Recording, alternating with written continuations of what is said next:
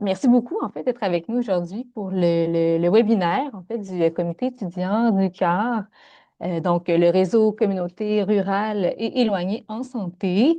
Donc, c'est notre premier, en fait, qu'on organise. Donc, on est vraiment très heureuse de vous accueillir.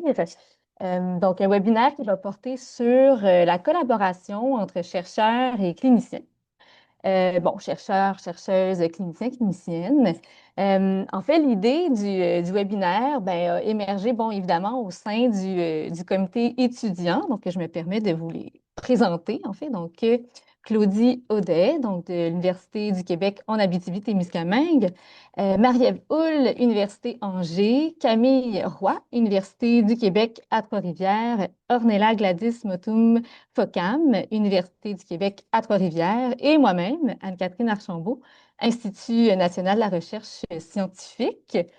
Donc, en fait, l'idée de la thématique est née en fait à partir de constats qu'on avait, en fait, des constats qui étaient quand même assez concrets. Bon, c'est-à-dire qu'au sein du comité, on est plusieurs à travailler, que ce soit à la maîtrise, au doctorat, sur des thématiques évidemment reliées à la santé. Et puis, on se retrouvait, en fait, là, au cours de notre parcours à être confrontés à des enjeux au niveau méthodologique qui touchent le partenariat, la collaboration, en fait, entre cliniciens, cliniciennes, chercheurs, chercheuses. Donc, parfois, c'était au niveau du recrutement, donc ne serait-ce que de juste accéder au terrain, en fait, à la population qui nous intéresse. Ça soulevait plusieurs questions, donc notamment là, comment établir des liens de confiance, comment composer avec les contraintes, en fait, au niveau institutionnel, au niveau de la logistique, au niveau des priorités. Donc, comment aussi faire une place, en fait, là, à la recherche dans des milieux qui sont fortement sollicités. Donc, c'était un peu ce qui nous animait comme questionnement, en fait, pour ce webinaire. Et puis, évidemment, ça rejoint la mission du CAR, en fait, là, j'ai envie de dire. Donc, bon, si je peux me permettre de vous les présenter rapidement, qui sont les suivants. Donc, proposer, partager un regard intersectoriel sur les enjeux des régions rurales et éloignées, favoriser une santé durable sur l'ensemble du territoire québécois. Adapter les soins de santé, les services sociaux, la promotion, la prévention de la santé aux réalités des régions rurales et éloignées afin d'atténuer les inéquités, soutenir l'autonomisation, l'autodétermination, le leadership des individus et des communautés en régions rurales et éloignées pour agir sur les enjeux de santé. Et enfin, mobiliser les connaissances sur les enjeux et défis de santé et de services sociaux afin de développer des outils de promotion en matière de déterminants de la santé et régions rurales et éloignées. Donc, voilà les missions du CAR. Et puis, en fait, c'est sûr que là, dans le cadre de ce webinaire qui concerne un peu toute la thématique du partenariat, euh, il y a cet accent-là, en fait, qui est mis sur les régions éloignées en santé, bien évidemment. Et puis, pour nourrir ces questionnements-là, on a fait appel à quatre panélistes. Donc, je vous les présente en fait en ordre de passage. Donc, Stéphanie May Ruchat, professeure titulaire à l'UQATR, donc au département des sciences de l'activité physique. Marie-Ève Poitras, professeure agrégée à l'Université de Sherbrooke, donc à la faculté de médecine et des sciences et de la santé, pardon. Ensuite, Emmanuel Bédard, professeur à l'UQAR, donc au département des sciences de la santé. Et enfin, Nancy Côté, professeure agrégée à l'Université Laval au département des relations industrielles. Donc, pour vous donner un peu la programmation, en fait, là, le plan de match, si on veut, pour le webinaire, en fait. Donc, chacune des panélistes, en fait, vont nous partager leur expérience, en fait, sur cette thématique-là. Donc, que ce soit par rapport à leur expérience, leurs travaux de recherche, de 10 minutes. Et en fait, si vous avez des questions en cours de route, n'hésitez pas à les prendre en note. Il y aura en fait une séance de discussion, de questions à la toute fin. Donc, on a un 30 minutes en fait dédié à cette séance-là. Donc, voilà. Alors, sans plus tarder, en fait, on peut se lancer avec professeur Ruchat. Je vous laisse le partage. Parfait, merci. Je le fais. Excellent. Est-ce que vous voyez bien la diapo? Oui, on voit Oui, bien. on la voit bien. Ouais, ok, magnifique. J'étais juste pas sûre. Excellent. Donc, ben, merci beaucoup de me donner l'opportunité de partager ben, mes réflexions donc, sur le sujet. Euh, Si je parle trop, tu m'arrêtes parce que je vais enclencher mon chronomètre, mais parfois je m'emballe un peu. Donc, si je fais-moi signe quand c'est le temps d'arrêter. Donc, peut-être une mise en contexte. Moi, je fais de la recherche en santé périnatale. Et donc, ben, pourquoi est-ce que la collaboration avec des cliniciens en santé périnatale est importante? Puis quand je parle de cliniciens ici, je parle plus particulièrement des médecins de famille, gynécologues, obstétriciens, médecins internistes, parce que ce sont en fait les cliniciens avec lesquels je collabore le plus dans mes projets de recherche. Bien, premièrement, parce que c'est une période qui est une fenêtre critique pour la santé des femmes et des enfants, à court terme et à long terme. Donc, la promotion de la santé périnatale, c'est aussi promouvoir la santé de génération. Donc, c'est une fenêtre, en fait, où cette collaboration est d'autant plus intéressante. C'est aussi la période de la vie où les femmes ont le plus de rendez-vous médicaux. Donc, en termes de recrutement, ben, c'est un accès privilégié à la population qu'on a. Par contre, c'est quand même une thématique pour laquelle on voit des enjeux qui sont complexes et multidimensionnels, que ce soit au niveau médical, comportemental, psychosocial ou encore organisationnel. Donc, il y a clairement un besoin d'avoir une approche intégrée qui permette de concevoir autant les soins, la recherche et les interventions de manière très coordonnée et cohérente autour d'objectifs communs qui sont centrés sur la santé des femmes et de leurs futurs enfants dans le contexte de mathématiques qui touche à la santé périnatale. Donc, à ce niveau-là, ben, la collaboration, en fait, elle est hyper intéressante parce qu'elle permet de structurer les questions de recherche avec toujours comme point commun et central de savoir comment est-ce qu'on est capable d'améliorer la santé de cette population précise-là. Euh, J'aimerais aborder les défis de collaboration avec des cliniciens parce que ça fait partie d'une des questions que ben, vous, étudiantes, vous vous êtes posées. Vous avez aussi observé ces défis-là. Ben, nous aussi, en fait, on les observe à tous les jours. Juste pour vous mettre en contexte, moi, je suis arrivée à l'UQTR en 2014 dans un milieu.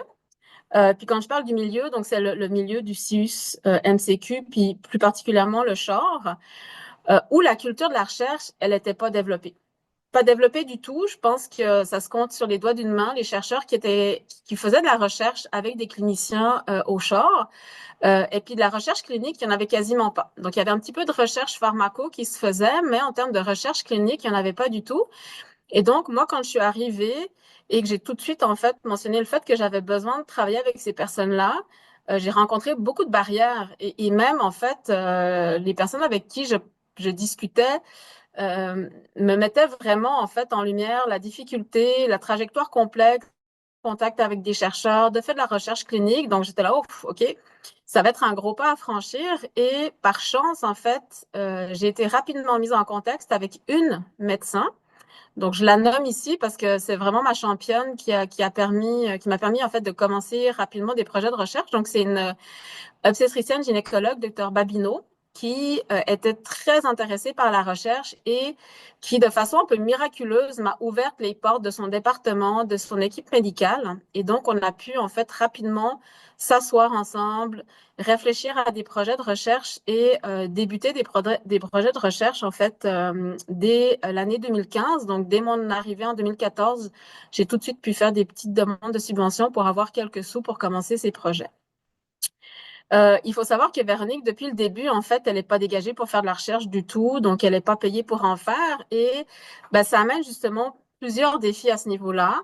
Entre autres, ben, le manque de temps clinique pour s'impliquer en recherche. Donc, même si elle était hyper intéressée par faire de la recherche, ben, c'est sûr qu'elle le faisait toujours sur le coin d'une table le lendemain de garde. Donc, elle fait des accouchements parfois 5 sur une nuit et on se rencontrait pour un petit déjeuner le lendemain d'une de ces veilles où clairement elle avait un peu l'esprit embrouillé parce qu'elle n'avait pas du tout dormi. Et donc en fait, bah, depuis 2014, on travaille beaucoup quand même avec l'établissement pour voir comment est-ce qu'on est capable de dégager du temps pour que de plus en plus de chercheurs s'impliquent en recherche, ben, en fait, actuellement, on n'a pas encore trouvé le moyen de le faire. Ça, c'était la première chose. La deuxième chose, ben, comme je le disais tantôt, c'est un milieu où il n'y avait pas du tout de culture de recherche. Donc, il a vraiment fallu que je forme le personnel en recherche pour m'assurer justement ben, que toute la rigueur scientifique soit respectée. Donc, ça a aussi été un gros travail. Sans parler de la lourdeur éthique administrative aussi à laquelle j'ai dû faire face. L'intégration parfois difficile aussi des projets de recherche dans certaines trajectoires de soins. Ben, quand on parle en fait des suivis de grossesse, c'est des suivis, oui, qui sont fréquents plus on avance dans la grossesse, mais qui sont des suivis aussi qui sont très courts, durant lesquels il y a énormément de choses à transmettre aux patientes. Donc, diffuser des projets de recherche, parler de ces projets de recherche lors de ces rendez-vous-là devient très difficile. Donc, il faut trouver une autre manière de diffuser nos projets auprès de ces patientes-là.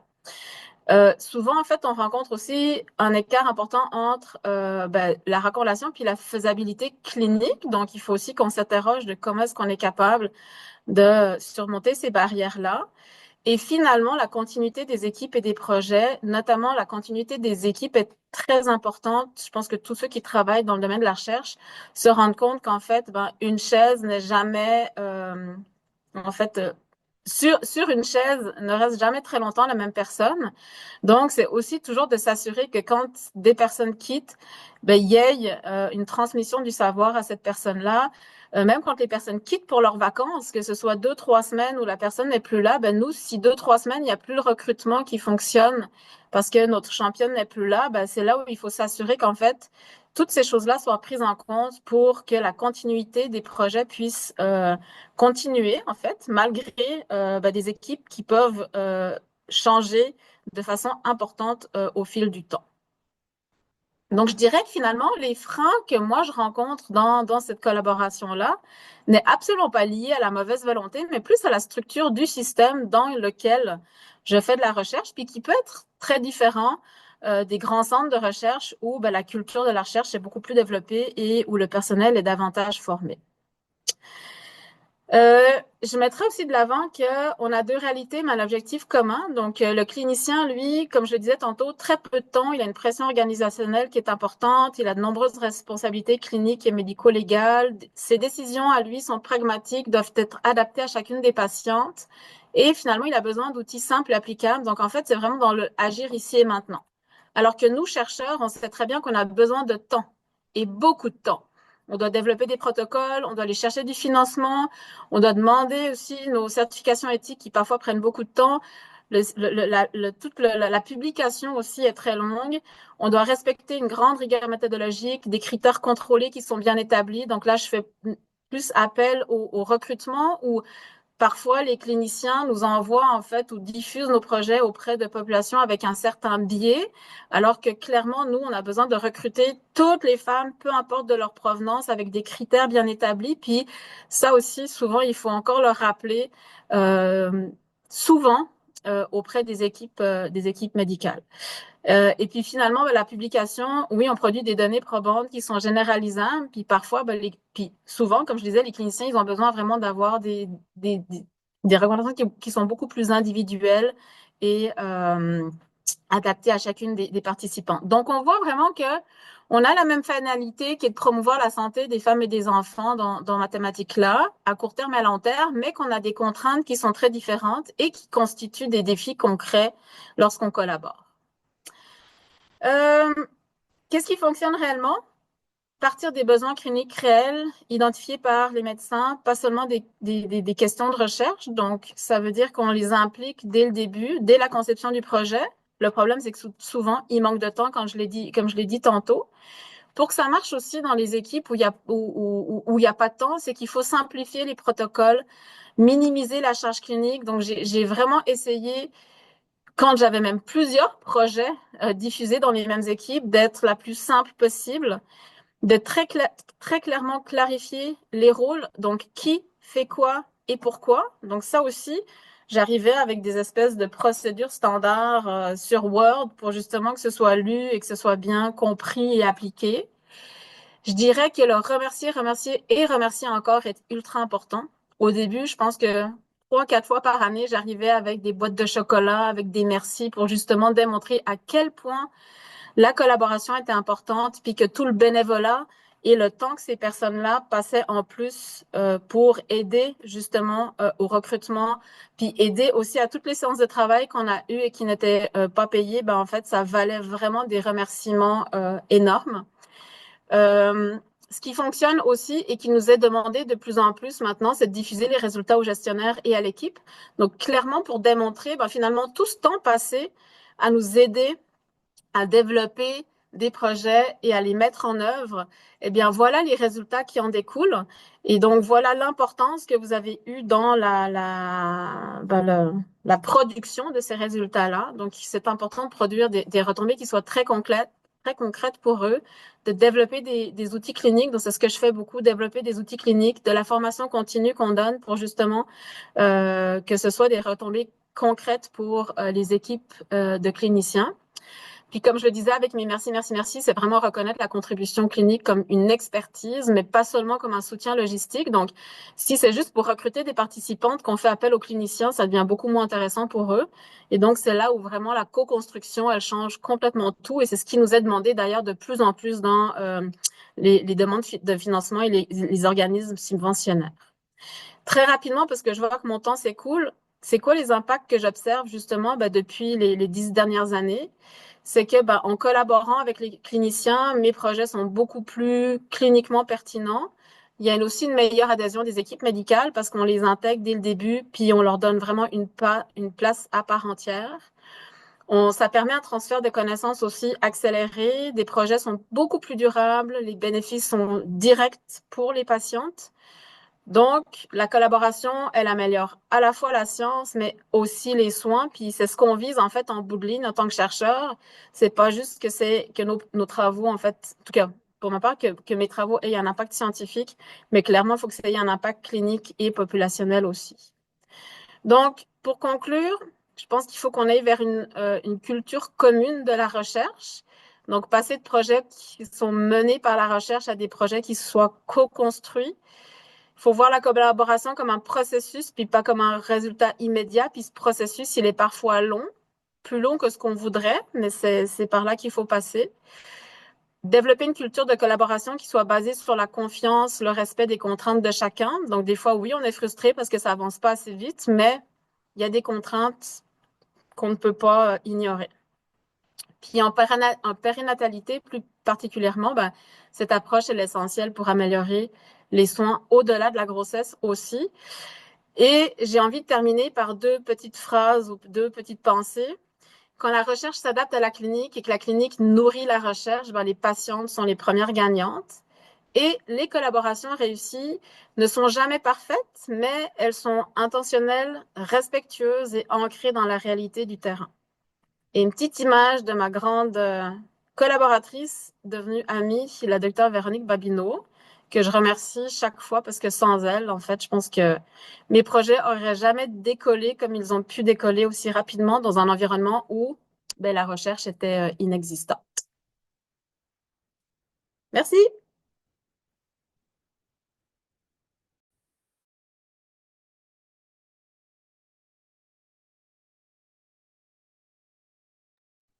Donc, c'est à mon tour. Donc, merci beaucoup, Stéphanie. Je crois que tu as mis la table parfaitement. À la suite de ma présentation, vous pourrez voir que nous sommes vraiment complémentaires dans notre vision. Vous allez même voir également des approches similaires, en fait. Donc, pour ceux qui ne me connaissent pas, moi, c'est Marielle. Je suis professeure au département de médecine de famille, médecine d'urgence de l'Université de Sherbrooke.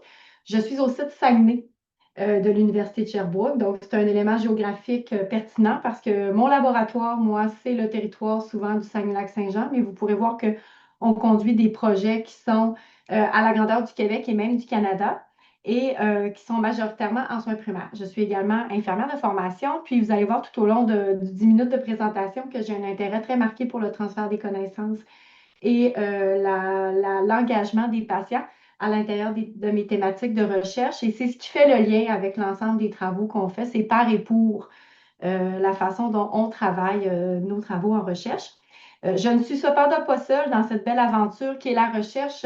J'ai la chance de travailler avec une équipe interdisciplinaire qui est incroyable, basée majoritairement également au CIUS du Saguenay-Lac-Saint-Jean à l'hôpital de Chicoutimi, mais qui est une équipe interdisciplinaire formée de professionnels de la santé qui travaillent en recherche, de patients partenaires, de collaborateurs également, cliniciens. Puis on a même une vulgarisatrice scientifique qui travaille avec nous, qui est infirmière dans son ancienne vie et qui a jumelé graphisme et connaissances cliniques. Pour faciliter la collaboration, les partenariats, entre autres, avec les milieux, on a rapidement, nous, dans notre équipe, rapidement remarqué qu'il nous fallait porter une vision à l'intérieur de notre équipe. Parce que, comme amené par Stéphanie, la recherche partenariale ou les collaborations avec les milieux cliniques, que ce soit en région urbaine ou en région éloignée, ça se fait à la base par un engagement authentique entre les équipes de recherche, les patients, mais également les cliniciens ou les décideurs partenaires avec lesquels on travaille. Dans notre équipe, nous, on travaille l'intégration de la perspective des patients et des professionnels de la santé dans l'implantation d'innovation en soins primaires, ce qui fait qu'on travaille toujours en collaboration avec des chercheurs, patients, décideurs, tout ça, et on va sur le terrain. Et quand je dis sur le terrain, ce sont les cliniques médicales québécoises et canadiennes, donc qu'on appelle nos groupes de médecine de famille. Je fais un petit crochet à Nancy parce qu'on a un projet ensemble dans les cliniques d'infirmières praticiennes spécialisées, mais nous, c'est vraiment nos labos. Et vous comprendrez que à chaque clinique de soins primaires a un fonctionnement différent. Donc, on doit, si on a 20 cliniques dans notre échantillonnage, ben, c'est 20 équipes avec qui on travaille, 20 directeurs médicaux, et on doit s'adapter. Ce milieu-là, il est universitaire ou s'il est privé public, et ça va venir jouer avec la façon dont on va bâtir nos collaborations.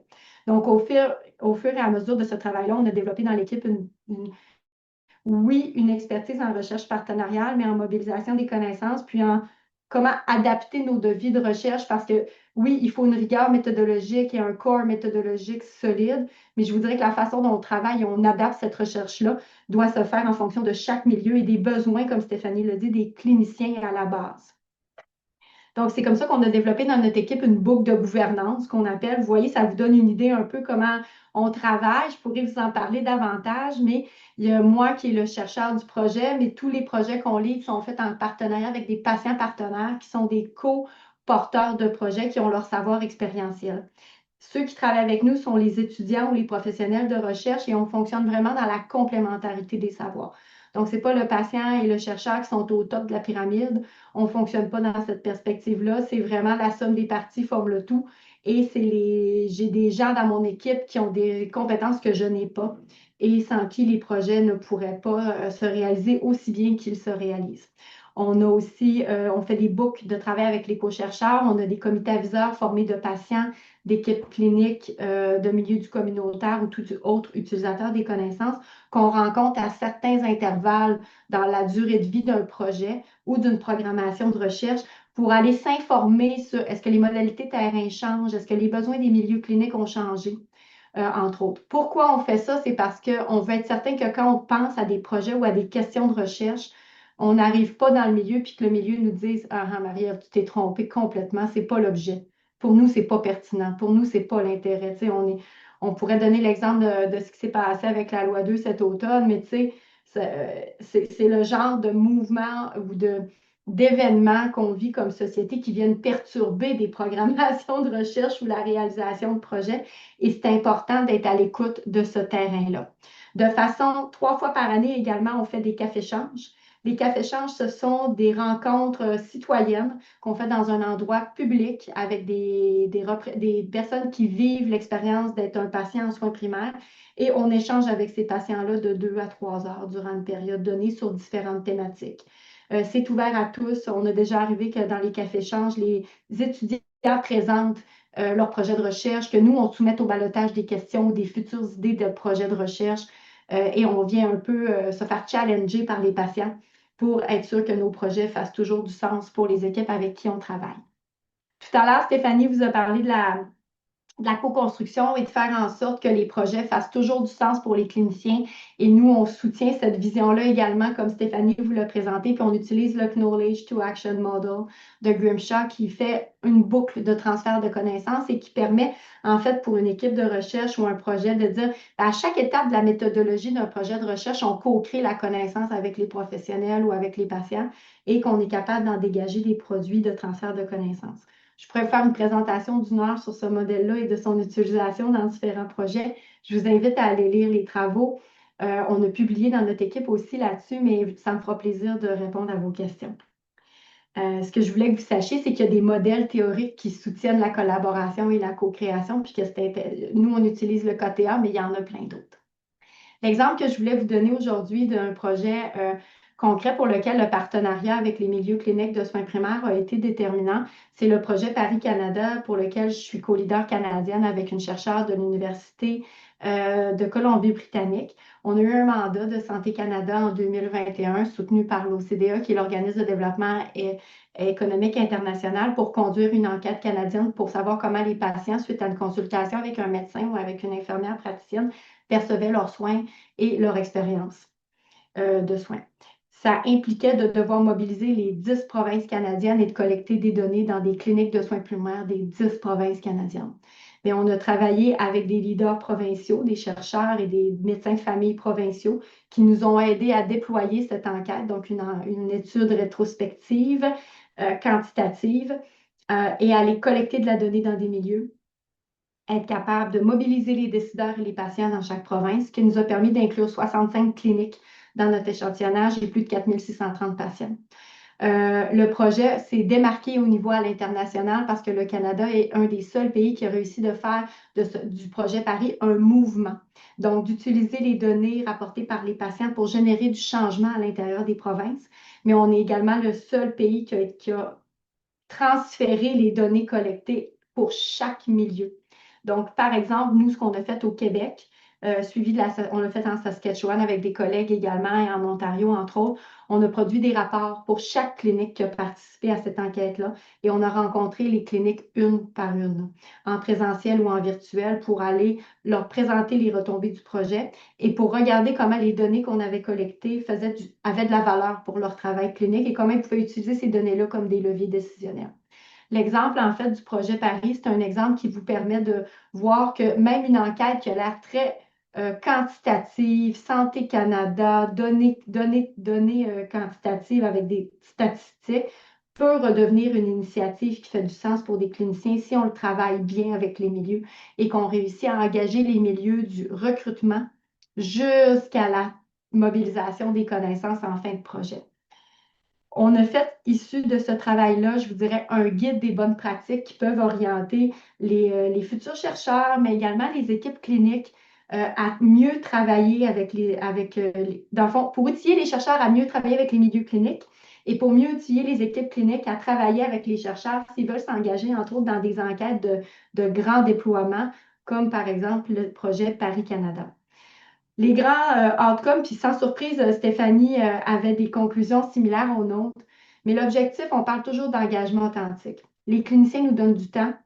C'est important de prendre le temps avec eux. Nous connaissons professionnellement chaque milieu avec qui on travaille. On sait sur quelle rue il se situe, dans quelle ville, on sait c'est qui le directeur médical, on connaît la composition des équipes. Souvent, l'adjointe administrative, c'est notre meilleure amie.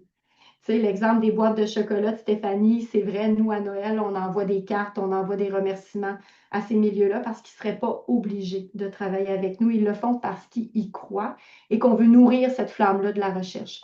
Le fait de leur redonner des résultats préliminaires et de faire des activités de transfert de connaissances en fin de projet ou en cours de projet, ça permet de leur redonner la donnée parce que nous, on part toujours du principe que ces données-là, ils ne nous appartiennent pas. Ils appartiennent au milieu, ils appartiennent aux patients et ils les ont partagés avec nous parce qu'ils ont autorisé la conduite du projet dans le cadre de leurs activités cliniques. C'est important de vulgariser, de toujours favoriser la présence du chercheur et des équipes sur le terrain. Il faut ouvrir notre horaire. Si on travaille avec des milieux cliniques, il faut que notre horaire, faut l'ouvrir. Donc, oui, des fois, on rentre plus tôt. Oui, des fois, on prend notre heure de dîner. Oui, des fois, on conduit des rencontres de soir. Surtout quand on travaille avec des équipes infirmières, pharmaciens, médecins de famille. Ben, le but, c'est de ne pas déranger le flot clinique. Donc, le chercheur, il faut qu'il s'intègre là-dedans. C'est important de minimiser aussi le plus possible la charge de travail, donc d'être très créatif pour être capable d'organiser le projet pour que ça ne brûle pas les équipes cliniques et ça ne dérange pas le fonctionnement clinique parce que c'est la première chose qu'une équipe clinique va vous demander. Est-ce que ça m'enlève du staff? Est-ce que ça va m'empêcher de voir des patients? Est-ce que ça va nuire à l'agenda clinique? Donc, vous devez, être créatif à ce sujet-là. Si vous êtes capable d'avoir des subventions pour compenser l'équipe clinique aussi à la collaboration au projet, c'est des choses qu'on peut faire, mais je peux très bien convenir que dans des projets d'étudiants ou de moins grande envergure, on ne peut pas avoir le budget pour compenser, donc il faut trouver des façons autres de pouvoir le faire. Célébrer les bons coups, ne pas hésiter de communiquer. Ce que les cliniques trouvent difficile souvent, c'est l'attente. Stéphanie l'a bien dit tantôt, la temporalité, l'agenda, souvent, et il y a une différence. Et ce qu'on observe, c'est que souvent, on les mobilise quand on veut écrire la demande de subvention. Puis après ça, des fois, ils n'ont pas de nouvelles de nous pendant plusieurs mois, même un an. Puis là, la demande n'est pas financée. Puis là, ça peut être très long pour un milieu clinique. Donc, il faut toujours trouver des stratégies pour engager les milieux malgré qu'on soit en attente de financement, malgré qu'on soit en train de faire nos cours. Par exemple, si on a un étudiant, bon, la première année, on fait nos cours au doc, ça prend 2 ans. Mais il faut quand même trouver des façons d'intégrer les partenaires cliniques à l'intérieur de nos travaux pour pas qu'ils se désengagent de notre démarche et qu'ils trouvent qu'il y a un écart entre la temporalité de la recherche et la temporalité des milieux cliniques. Mais tout ça, en fait, ça devient une façon de travailler que vous pourrez développer au fur et à mesure de votre pratique professionnelle en recherche, de trouver votre propre façon de travailler, vos propres stratégies aussi avec les milieux. Stéphanie donne un super exemple en obstétrique. En obstétrique d'ailleurs, moi je suis en soins primaires, puis peut-être ce qui marche en soins primaires n'est pas toujours ce qui marche en obstétrique. C'est important, entre autres, de s'adapter là, au contexte dans lequel on évolue.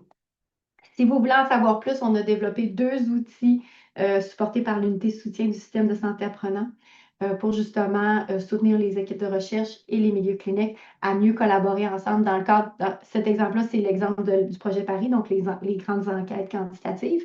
Mais vous voyez que ça peut se transposer à tout contexte de recherche.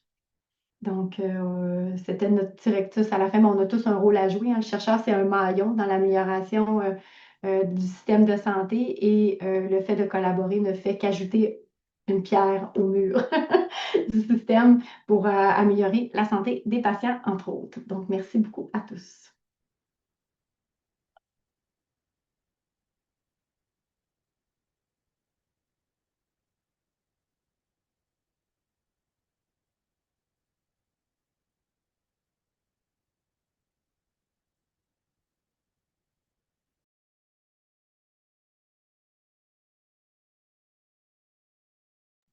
Je m'excuse, j'avais oublié d'ouvrir mon son. Est-ce que vous voyez bien? Très Oui, bien. parfait. Euh, c'est ça. Donc, moi, je me présente, je suis Emmanuelle Bédard. Je suis psychologue de formation spécialisée en santé communautaire et particulièrement en santé mondiale. Euh, J'ai travaillé beaucoup avec dans des milieux prostitutionnels, mais aussi dans différentes communautés. Donc, ma pratique est un peu différente des deux autres chercheurs. Donc, je vous dirais que ma collaboration avec les professionnels de la santé, puis là, je pourrais vous le mettre ici, est un petit peu plus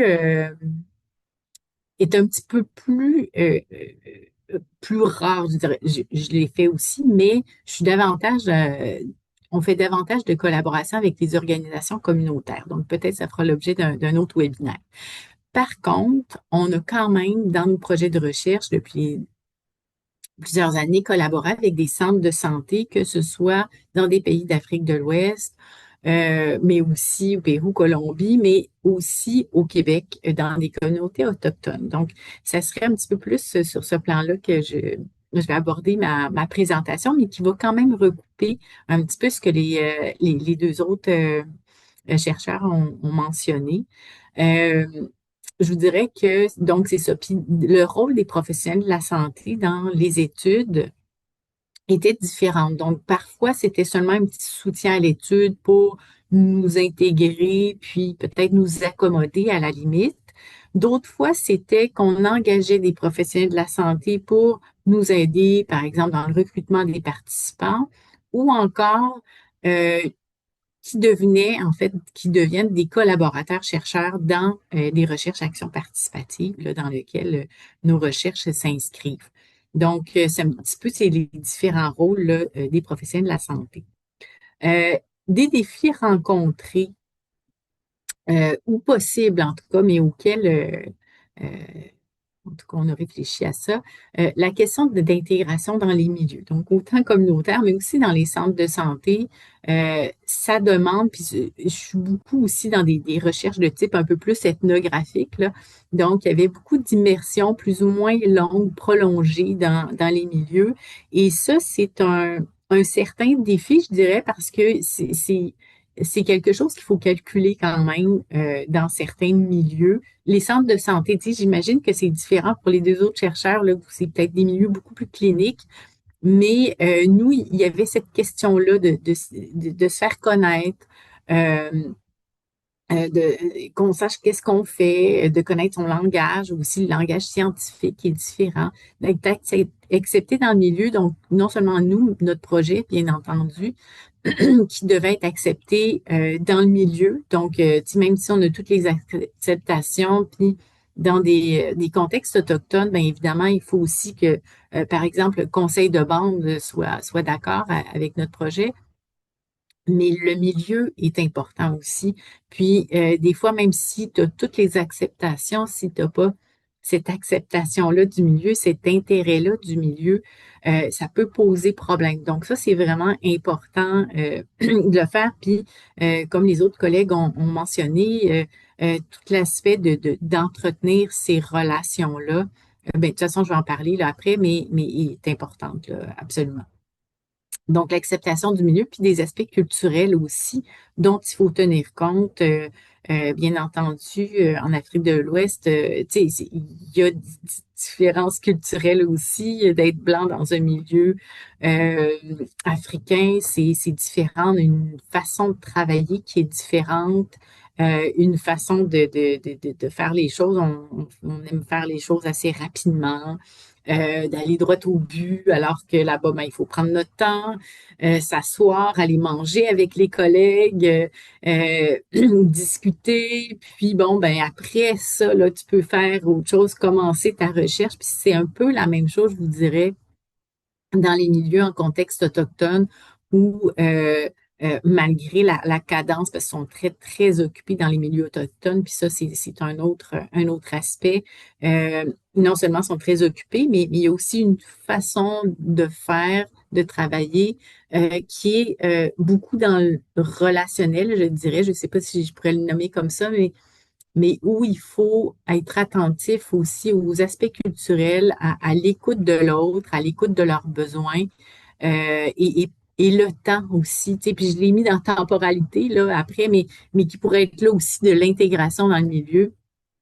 Cette question de temps-là est tellement importante et peut faire en sorte que ça peut devenir un défi pour notre recherche parce que on a des subventions, mais ça avance pas aussi vite qu'on le souhaiterait. Donc, c'est pas aller collecter les données, mais c'est tellement long, puis des fois, ils sont tellement occupés parce qu'ils ont autre chose à faire que euh, ça va faire en sorte qu'on ne va pas arriver nécessairement dans notre échéancier, où on va arriver un peu au bout de notre échéancier, puis là, il faut se dépêcher et forcer un peu euh, euh, la collecte de données ou la collaboration. Donc, ça, c'est des, euh, des défis qu'on a rencontrés et avec lesquels on était quand même mal à l'aise. Donc, c'est ça. Donc, les exigences de la recherche scientifique, toute la question aussi de formation scientifique, rigueur, là, tu sais, parce que tout le monde n'a pas la même formation. Puis, je pense que Mme Poitras l'a bien signifié, là, la question de formation, tu sais, quand on travaille avec les cliniciens et quand les cliniciens travaillent avec nous, mais cette formation-là, je pense qu'elle est très importante. Je suis tout à fait d'accord avec ça temporalité, c'est ce que je disais, là, ça, c'est vraiment un défi. Euh, Puis, bon, comme ils sont déjà occupés, il y a des délais dans les tâches à accomplir, mais il y a notre peur de déranger aussi. Tu sais, on est toujours en train de revenir sur la question. Puis surtout en milieu autochtone, on se disait, euh, on a l'impression d'arriver avec notre système capitaliste de vite dépêche, vite produit, même si on veut pas faire ça de cette façon-là, on arrive avec ça, puis c'est un peu la même chose en milieu africain.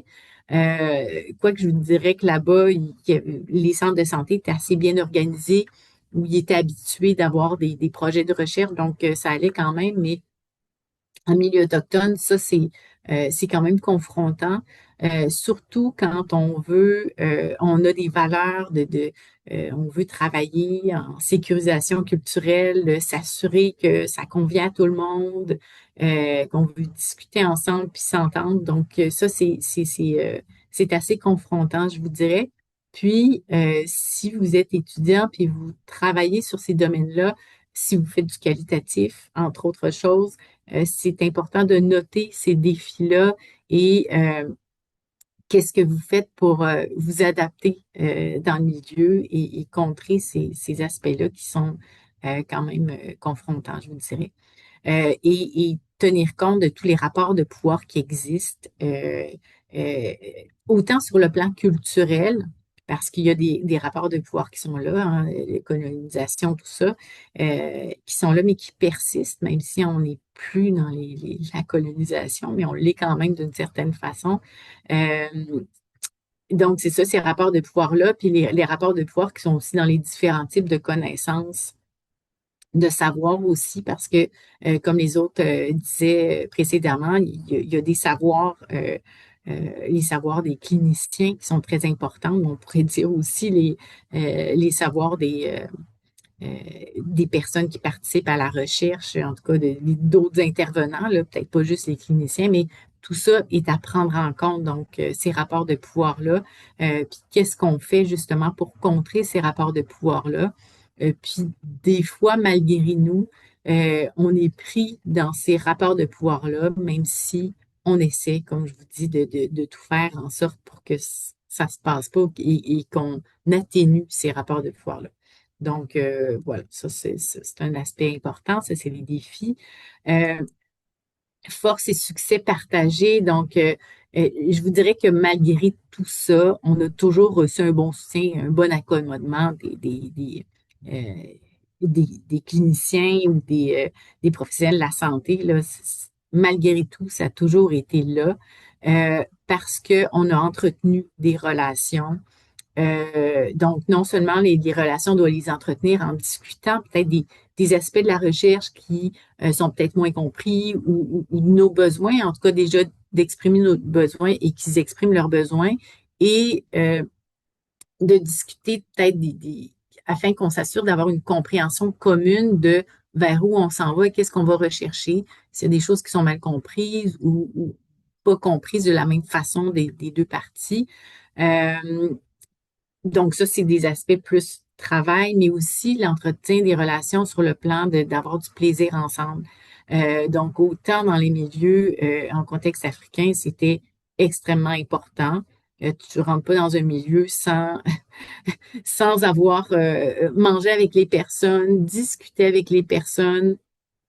Et puis la même chose, je vous dirais, en milieu autochtone, c'est très, très important. Puis ce qu'on faisait justement, je me souviens, au Pérou, Colombie, quand on a débuté notre projet de recherche, il n'y avait pas que des professionnels de la santé, mais il y avait aussi des personnes des communautés autochtones. Donc, c'était très mélangé, mais on a fait une rencontre de quelques jours dans un endroit où tout le monde était hébergé et où on a discuté des aspects de la recherche, mais tout le monde, on a fait vraiment des cercles de partage où tout le monde discutait ensemble et partageait les savoirs, la vision des choses pour, au départ, avoir une vision plus ou moins commune, parce que on s'entend, si c'est toujours à retravailler, mais d'avoir le plus possible une vision commune du projet de recherche.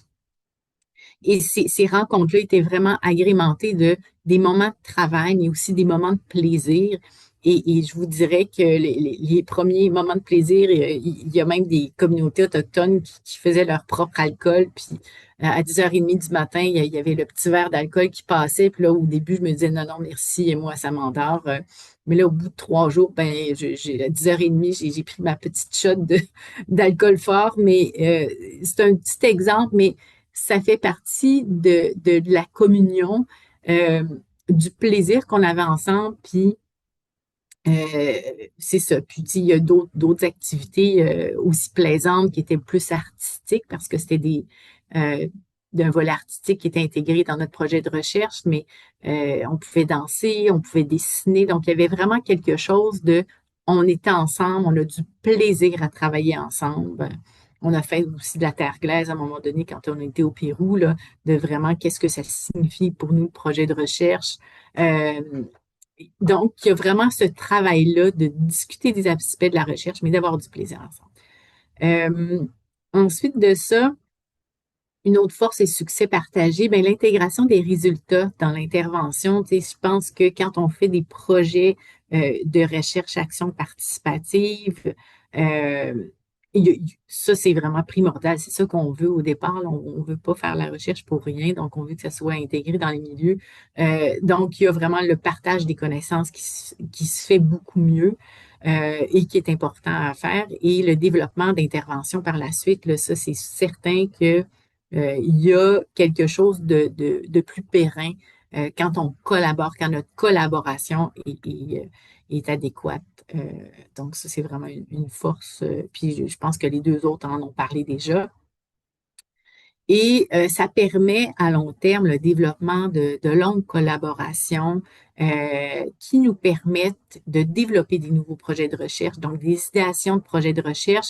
Et des fois, les projets de recherche émergent pas nécessairement juste on est en table de discussion, mais ça va émerger de discussions informelles parce qu'on a des relations comme ça de collaboration, puis quelqu'un parle de quelque chose, d'un sentiment vécu même, parce que des fois, les projets de recherche, on est beaucoup centré sur notre tête, qu'est-ce qu'on doit penser, mais il y a aussi des aspects plus sentis, ressentis qui sont importants, qui doivent être intégrés aussi dans des besoins de recherche.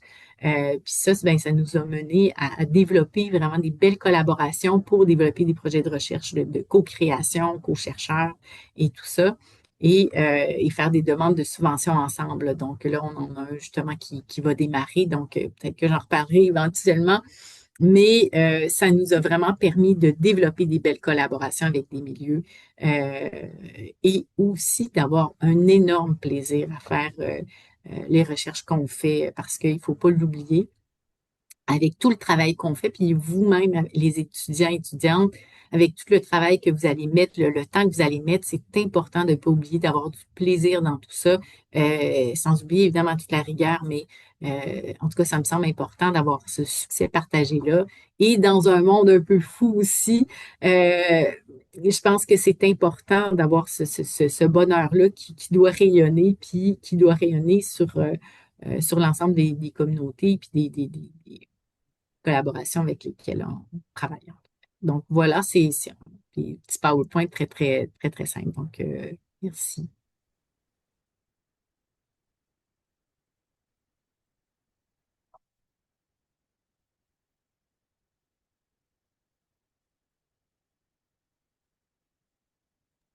Est-ce que vous voyez bien mon PowerPoint? Oui, ça Oui, on va? voit très bien. D'accord. Alors, donnez-moi 2 petites secondes. Je vais ranger mes choses ici. Parfait. Alors, bien, merci beaucoup pour cette invitation. Ça me fait vraiment plaisir d'être ici avec vous. Moi, je suis Nancy Côté, professeure agrégée au département des relations industrielles à l'Université Laval, chercheur au Centre de recherche Vitam aussi. Je suis sociologue, en fait, sociologue du travail. Donc, ce que je voulais faire aujourd'hui avec vous, c'est vous partager un peu mes réflexions autour de la recherche en partenariat que je mène. Un peu comme Emmanuel, j'ai une expérience de recherche en partenariat qui n'est pas nécessairement axée uniquement avec les cliniciens, mais je travaille beaucoup avec différents partenaires dans le réseau de la santé, des services sociaux, oui, des professionnels, mais aussi des gestionnaires, des décideurs, des syndicats, des autres professionnels. Donc, j'ai je dirais, un partenariat qui est diversifié et qui s'adapte en fonction des projets de recherche. Donc, je vais essayer de ne pas être trop redondante, mais vous allez voir que ma présentation va recouper là, plusieurs éléments que mes collègues ont déjà abordés avec vous.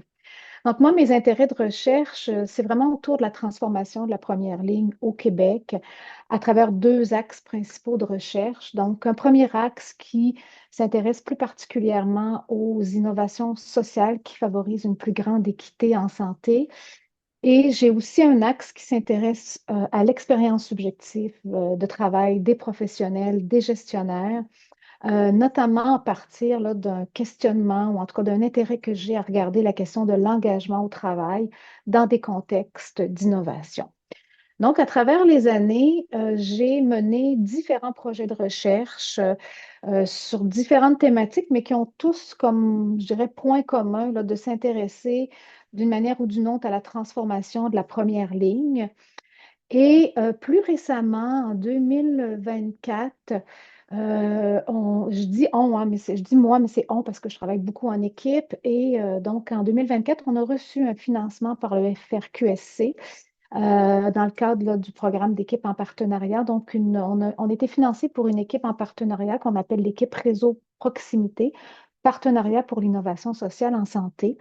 Donc, c'est une équipe qui réunit plusieurs chercheurs universitaires, des étudiants, mais aussi des partenaires. On travaille avec la Ville de Québec, avec le regroupement des organismes communautaires de la région 03, avec plusieurs directions du CIUS de Capitale-Nationale, avec des citoyens aussi.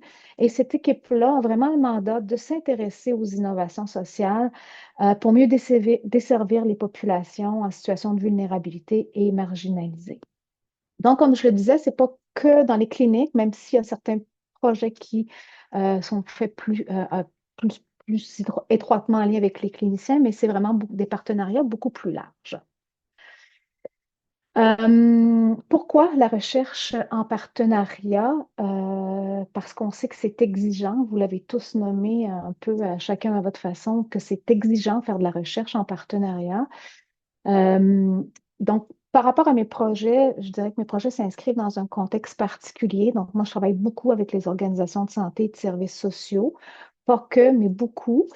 C'est un contexte qui est particulier parce qu'on sait que les organisations de santé sont vraiment considérées comme des organisations complexes qui présentent différentes caractéristiques. Entre autres, le pouvoir au sein de ces organisations-là sont vraiment partagés entre plusieurs parties prenantes. Il n'y a pas qu'une orientation stratégique unique, mais vraiment plusieurs orientations. Au sein de ces organisations-là, on sait aussi que coexistent différents systèmes de valeurs. Donc, il faut concilier ces systèmes de valeurs-là, naviguer à travers tout ça, et aussi qu'au sein de ces organisations-là, les connaissances pour prendre les décisions sont détenues par plusieurs personnes différentes. Donc, c'est d'emblée un contexte qui nécessite la mise en relation de plusieurs acteurs pour arriver à faire changer les choses. C'est complexe aussi parce que le système est soumis continuellement à différentes pressions pour se transformer, pour innover, pour mieux répondre aux besoins de la population. Mes collègues en ont déjà parlé. Et en fait, travailler en partenariat devient presque inévitable dans un contexte de grande complexité comme celle-ci, si on veut avoir un impact sur le terrain, donc si on veut que la recherche soit vraiment transformative. Et donc, le but, en fait, pour moi, du travail en partenariat, ici, je cite les travaux de Furley, le but, c'est de produire des innovations qui renforcent la valeur publique, c'est-à-dire des services publics qui ont de la valeur pour le public et qui sont appréciés par le public. Donc, l'idée, c'est vraiment de se rapprocher des préoccupations du terrain afin de résoudre ce que les anglophones appellent un wicked problem, c'est-à-dire un problème dans lequel il existe une forte interdépendance entre de nombreux acteurs sociaux, qui est multifactoriel et qui présente un degré de complexité tel qu'il exclut les solutions simples basées sur le marché ou la hiérarchie. Donc, en fait, le postulat, c'est que ça revient à dire, en fait, un postulat assez simple, c'est que ça prend des expertises variées pour que la recherche soit plus pertinente et plus susceptible d'être appliquée dans les milieux, ce que plusieurs de mes collègues ont aussi abordé. On parle de quel type de recherche en partenariat? Vous connaissez sûrement les multiples termes co-construction, coproduction, co-création. On en a parlé tantôt aussi. Moi, je travaille de plus en plus avec le concept de co-création, qui est défini comme un processus collaboratif de résolution de problèmes par lequel deux ou plusieurs acteurs publics et privés tentent d'améliorer la valeur publique par un échange constructif de connaissances et de ressources. Donc ici, ce qui est important de retenir, c'est vraiment le processus collaboratif et aussi basé sur l'idée qu'il y a un échange de connaissances et aussi un échange de ressources. Ce qui m'amène à vous parler, bon, des ingrédients de succès. Tout le monde en a un peu parlé à sa façon en fonction de ses projets. Je n'ai pas du tout la prétention d'avoir la recette magique. Il y a plusieurs ingrédients. Mes collègues en ont aussi beaucoup parlé.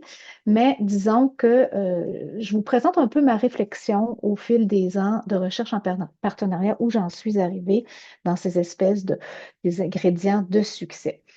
D'abord, pour moi, comme point de départ, je vous dirais, c'est important de travailler avec la complexité plutôt que d'essayer de réduire constamment cette complexité-là. Je vous le disais, je travaille avec les organisations de santé, c'est des organisations complexes. Donc, pour moi, le travail en partenariat doit d'emblée prendre en considération cette complexité-là et travailler avec la complexité. Je le fais beaucoup dans le cadre de mes projets à l'aide d'un comité qu'on peut appeler comité consultatif stratégique de pilotage, peu importe en fait. Ce qui est important, c'est que ce comité-là qui réunit les différents partenaires devient un espace qui s'inscrit vraiment dans une logique recherche pour discuter des mandats respectifs de chaque partie prenante, engager aussi les partenaires dans une discussion sur les visions de chacun et commencer graduellement à co-construire une vision commune des enjeux ou du problème sur lequel on veut agir. Emmanuel le mentionnait tantôt, on n'en arrive jamais vraiment à une réelle, je dirais, co-construction commune. Il y a toujours un peu de divergence, mais l'idée, c'est d'avoir cet espace-là pour en discuter et de tendre vers une vision commune. Donc, on le sait que les personnes n'ont pas les mêmes intérêts, n'ont pas les mêmes mandats, mais graduellement, on peut arriver à se rejoindre sur une vision, en fait, des enjeux et à réunir les expertises et les ressources pour agir sur un problème en particulier.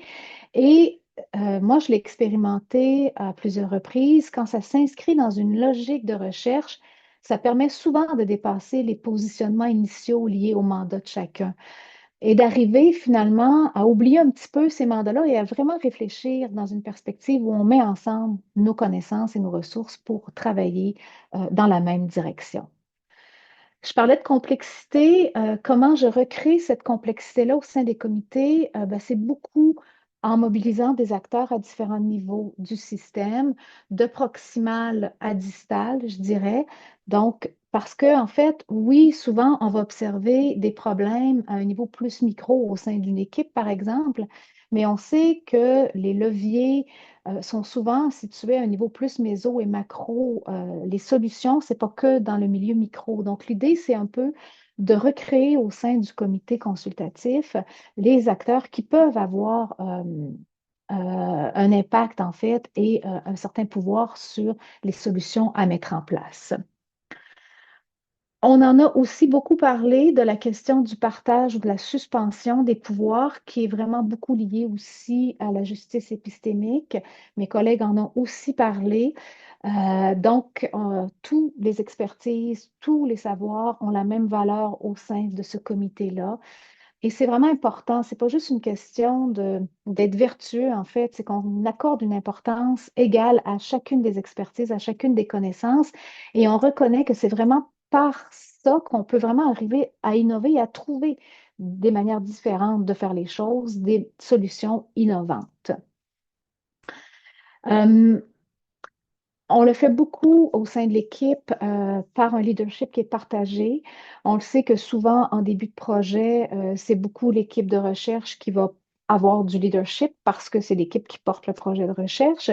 Mais graduellement, c'est vraiment intéressant lorsque les autres parties prenantes en arrivent aussi à avoir un leadership par rapport à la recherche ou par rapport à des enjeux connexes à la recherche. Et le temps file, j'avance. Et bon, ben, la question du temps, tout le monde en a parlé, hein. Le temps, c'est complexe de travailler en partenariat. Ça prend du temps, ça prend beaucoup d'investissement dans les milieux. Il faut s'adapter au rythme des milieux. Ça prend du temps aussi pour gagner la confiance des partenaires. Et c'est important de créer cette synergie-là entre la recherche et les partenaires, mais entre les partenaires aussi parce que, qui travaillent au sein du comité parce que, ils sont souvent habitués de travailler ensemble, mais avec des positionnements différents. Donc, dans l'espace recherche, cette synergie-là prend finalement un peu une autre forme. Et je n'ai pas le temps d'en parler aujourd'hui. Ben, peut-être que vous aurez des questions, mais il y a des particularités, évidemment, si on travaille avec les populations en situation de vulnérabilité, comment travailler avec ces populations-là. Dans les défis, ben, le temps, c'est un ingrédient du succès, mais c'est aussi un défi. Je pense que mes collègues en ont aussi beaucoup parlé. Il faut à la fois s'adapter au rythme du terrain, mais en même temps, parfois, le terrain a besoin de résultats très rapidement. Donc, on est toujours un petit peu en tension entre suivre le rythme, travailler un peu plus rapidement, devoir aussi imposer parfois le rythme de la recherche. Donc, tous ces éléments-là au niveau du temps qui sont vraiment des défis à relever. Il ne faut pas sous-estimer ça. Le maintien de la mobilisation des partenaires, les projets de recherche sont souvent sur plusieurs années. Il faut arriver à maintenir cette mobilisation-là. Moi, dans le cadre de mes recherches, un des, un des trucs que j'ai trouvé, c'est assez rapidement amener des résultats préliminaires à partir desquels discuter, échanger, même si on sait que ce n'est pas des résultats finaux, du moins amorcer la conversation. Et c'est sûr que ça nous sort de notre zone de confort, mais c'est souvent très gagnant de le faire. Des enjeux de roulement, on en a parlé, il y a du roulement dans les équipes, mais il y a aussi souvent du roulement dans les comités. C'est un enjeu important. Et finalement, la transformation du réseau, les transformations successives, ça fragilise souvent les réseaux de collaboration établis, mais aussi parfois le terrain devient tout simplement inaccessible à cause de ces transformations-là. Donc, il y a plusieurs enjeux, c'est complexe, mais c'est aussi très, très enrichissant de travailler avec les milieux. J'en ai parlé, mes collègues en ont parlé aussi. Donc, malgré les difficultés ou les enjeux, c'est une recherche qui est très gratifiante, je dirais. Alors voilà, merci beaucoup.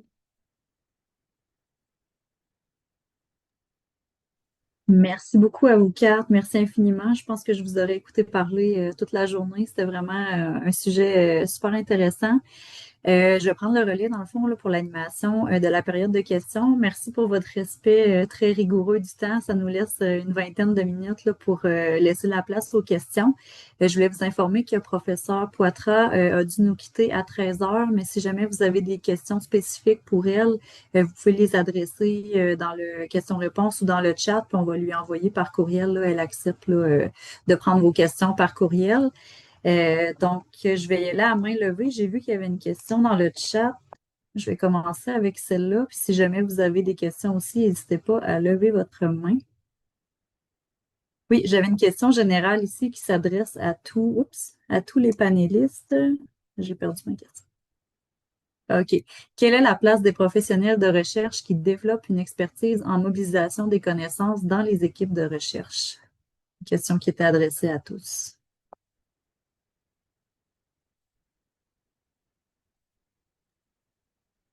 Je peux peut-être me lancer. Ben, je dirais, moi, dans mon équipe de recherche, c'est vraiment central, évidemment, parce que comme on travaille beaucoup avec les partenaires, comme on travaille avec des citoyens aussi, de plus en plus des patients partenaires, nos résultats de recherche sont toujours vulgarisés pour nos partenaires et pour nos... Donc, il y a clairement une importance qui est accordée à ça. Mais il y a aussi, moi, je travaille beaucoup avec des gens au service des communications qui ont une expertise sur ces questions-là et qui travaillent avec nous aussi à vulgariser et à trouver les bons messages clés et comment les... Donc, pour les professionnels de recherche, oui, mais aussi, je dirais, on travaille de plus en plus, nous, avec une équipe de communication, une équipe à la blague, une personne aux communications.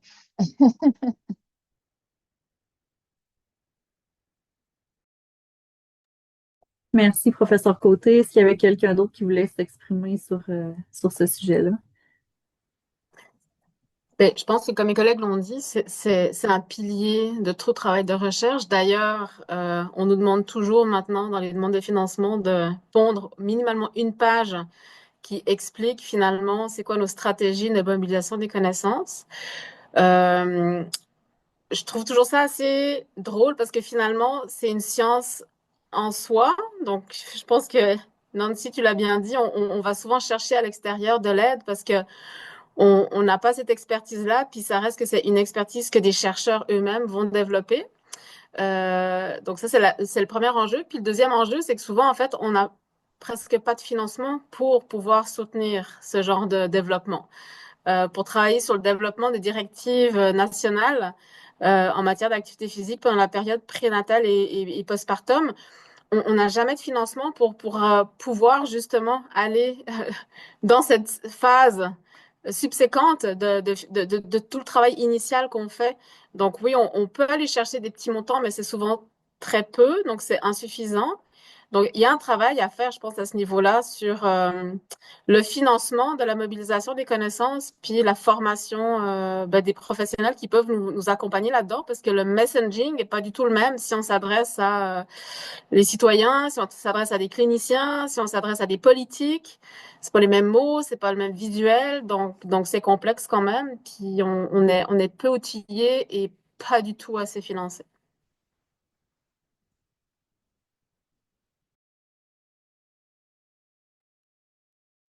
Merci beaucoup. J'ai vu qu'il y avait une autre question générale adressée à tous dans le chat. Dans vos collaborations avec les cliniciens ou d'autres professionnels, à quel niveau ces derniers sont-ils plus souvent impliqués dans le déroulement des projets, surtout des projets à caractère participatif, ou à quel niveau avez-vous eu le plus de contraintes ou de défis? Bonne question. Compte tenu des contraintes de temps, moi, je leur laisse toujours la possibilité de choisir jusqu'où est-ce qu'ils sont capables de s'impliquer, parce qu'il ne faut pas que ce soit une lourdeur additionnelle, comme je pense une des collègues l'a mentionné. Donc, ça dépend beaucoup, en fait, de la personne, du temps à disposition qu'elle a. C'est sûr que l'idéal des cas, c'est de pouvoir les impliquer dès le début, puis de pouvoir les convier à chacune des séances de travail lorsqu'on développe des projets. Mais entre nous, c'est souvent impossible. Donc, je dirais, c'est ça. Puis c'est aussi quand on travaille avec des équipes avec plusieurs cliniciens, ben, c'est d'accorder nos agendas. Donc, des fois, pour trouver un moment commun où tout le monde est disponible, c'est la croix et la bannière. Puis, rarement on est capable de se voir en présentiel. Donc, oui, la distance, ça permet minimalement de communiquer, mais parfois, c'est moins convivial que d'être autour d'une table, d'avoir un énorme tableau sur lequel on peut gribouiller des affaires, puis avoir un contact. Donc, ça aussi, des fois, on essaye d'organiser des demi-journées de travail avec une boîte à lunch, mais pour un clinicien, ça veut dire se dégager d'une demi-journée et souvent, ben, c'est pris sur les vacances quand il n'y a pas de dégagement de temps pour ça. Donc, ça reste difficile. Puis souvent, ben, c'est ça où il y a une frustration, mais où il faut rapidement se rappeler qu'ils vivent un contexte qui est le leur. C'est-à-dire que souvent, on a envie de plus parce qu'on a besoin d'être nourri et d'alimenter. On sait ô combien ils sont capables de nous alimenter davantage, mais ils sont juste pas capables de le faire. Donc, on essaie de faire tout notre possible pour pouvoir bénéficier le plus possible de leur expertise puis de leur collaboration, mais dans des contextes qui sont souvent difficiles. Encore plus aujourd'hui avec la situation qu'on vit dans le système de santé actuel.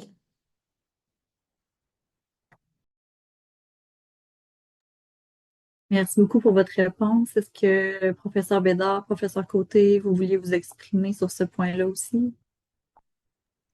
Je dirais parfois, on est chanceux quand on a des très longues collaborations et que on travaille vraiment en amont avec nos partenaires pour définir, par exemple, un projet de recherche, un angle de recherche, et que là, vraiment, la pertinence ou je dirais l'articulation entre les intérêts de recherche, l'intérêt du partenaire